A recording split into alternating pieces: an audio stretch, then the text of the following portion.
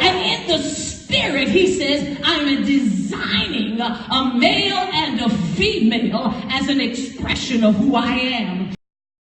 Because when I looked at male and female, and I went into the text and started understanding, now wait a minute, what is zakar? And this word simply means to mark or to be recognizable, most noteworthy, because God designed a maleness in his humanity. He put a piece on it. Y'all know how the men are. They don't like to do this. They don't like to do that. Don't wash the dishes all the time, but then they will sometime if you cry hard enough, right?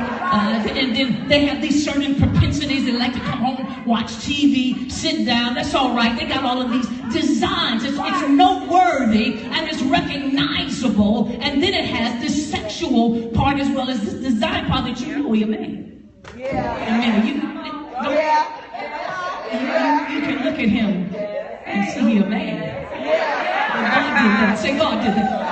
God did it. God made him recognizable, noteworthy. He said, mark this, remember this. I created that. That fine specimen. That awesome, buff looking. Okay, can I get real down? It looked all the way down. It looked good all the way to the back and the front. Recognizable, noteworthy. I ain't just did a little bit thing. When I created man, I really did something. I really did it. And then I marked it and said, now that's my man. That's the one that I created to express inside of me that nothing else could express. There's no dolphin, there's no eagle, there's no elephant that could express that. I like that. Then he got to the woman and blew my mind because this word nekabah in the Hebrew, this word is fascinating because it does not seem to correlate, ladies, with our natural understanding of the feminine or the female. What this word does, nekabah, is it takes us into something called to preferate, to puncture, wait a minute, with more or less violence, to specify, to designate, and then to make liable. So this female has preparation. That's that opening. That's that preparation. It means the more that there is something that she is designed for, something that she has been crafted to, that she can take the hit and keep on ticking. She can take the punch and keep on stepping it. There is something about her. Now wait a minute, he noteworthy, he recognizable, but then we puncture, perforate, opened up, and it says with more or less, watch this, violence connected to it. So when God created this design of the woman, he didn't make her weak. He didn't make her skanky.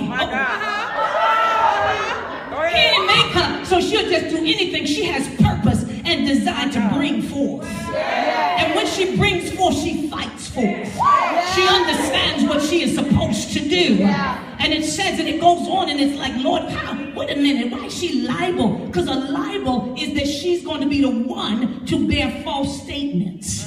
That the damaging reputation. Anybody know defamation? Anything nobody about the woman? How we've been talked about? How the woman have been said she ain't this, she ain't that. She can't handle this, she a weakling. She a backbone. She got the backbone, but she break down real quick. She emotional. Come on. The Bible says that when God created the female, he made her, watch this, he made her liable. In other words, he let the enemy in. He let us go ahead, take your best shot.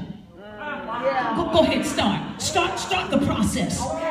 Start the process, because she can handle it. Because as we go deeper down into the text, it means to bore. It means God put something down in her that means to appoint, to blaspheme, to bore with holes, to pierce and strike through. Now, what I'm saying to you, ladies, is that when God created the Genesis woman, he is giving us a parallel of the Christos Bride. He is trying to help us understand that this is female, but this is really a replica and a portfolio of God's ultimate bride that will bore separated, that will be able to bring forth life, that will be able to do the exceptional, to do the extraordinary, to fight with the principality, to fight with the demonic, to fight with anything that comes and not lose her stride. Am I talking to you? Am I talking to you? Do you understand what I'm saying up in here? I'm saying that we look at Genesis in the natural, but God said it's more than that. And what he told me, what he said to me was, this is the text, or this is the thought of the text as we get further into it, that he has made you head crushers and skull breakers, because it's payback time. Head crushers and skull breakers, because we get to pay back the bill. The body of Jesus Christ, which is the bride of Christ, gets to be the one to have the last say.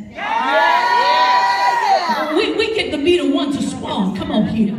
Jesus finishes on the cross, but then he hands his bank book, his checkbook, his ATM card, all of his glorious things to his woman. He says to the woman, write the check, pay the bill, pick up the groceries, do whatever this world needs, because you got all signing privileges. Come on here. You got the ability to put the check on the desk and write Mrs. Jesus Christ. Oh, you didn't get that. Mrs. Jesus Christ. So whatever that's costing, whatever is hurting, whatever is moving and shaking on the planet, we have the idea of what God is. The Bible tells us that when Jesus was here, he had nowhere to lay his head. He had nowhere to put his ideas. He could not put himself into any place. He looked for, looked like the first Adam was looking for one like him. He was looking for someone like him to be comparable to him, but the Bible says he could not find her. He did not know, so God had to get down in the, wait a minute, he had to get down over Adam. He had to lean down over him, and he had to put him into a deep sleep. He had to put him into a deep sleep because, see, you see, the man was created in dust. Say dust. He is a man of the world, a man of the earth. We're talking spiritual, ladies. Stay with me. He creates Adam out of the dust of the ground. He creates Adam out of the dust of the earth. And he says, this is the man of the earth. But when he creates the woman, come on. He cuts open the earth on the side. And he pulls out one rib. He pulls out one bone, and God does something that the angels got us. They were like, what happened? But he begins to design her with his hands. He begins to formulate her with purpose and destiny. Not just so much that he was in love with Eve, but he knew Eve's purpose. He knew that the enemy would try to come real quick. He knew that she was carrying the ability to procreate, watch this, and to multiply, and to replenish, and to subdue, and to have dominion. But he also knew that she would be a prototype of the bride of Christ. So he touches her. He fashions her. He blows upon her. He designs her. And then he perforates. Why does he do that? Why does God perforate this beautiful woman? Because he has to open up the channel of time. He has to open up the kingdom of wisdom.